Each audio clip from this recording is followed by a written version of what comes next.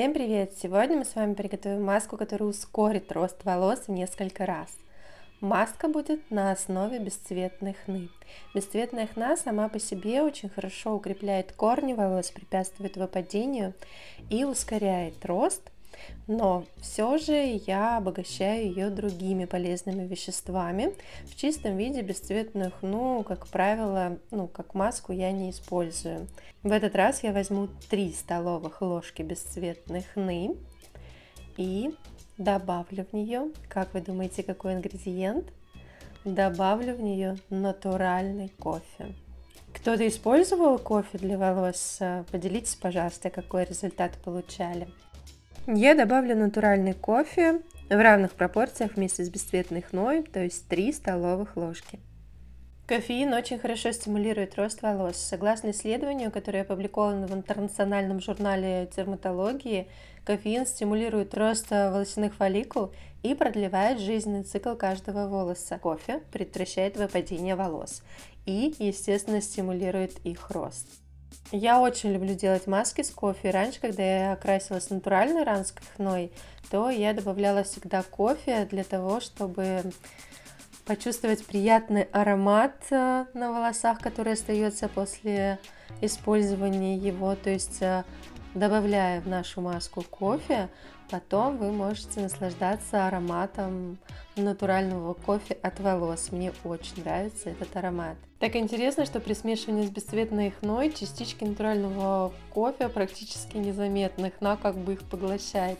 Но при заваривании вы увидите коричневый насыщенный цвет. Завариваю я бесцветную хну и натуральный кофе горячей водой, но не кипятком. Развожу до сметанообразного состояния. Вы ориентируйтесь на ту консистенцию, которую вам удобно будет наносить на волосы. Тщательно все перемешиваем, чтобы не было комочков. И даем смеси немного настояться. Также кофе придает такой коричневатый, красивый, благородный оттенок.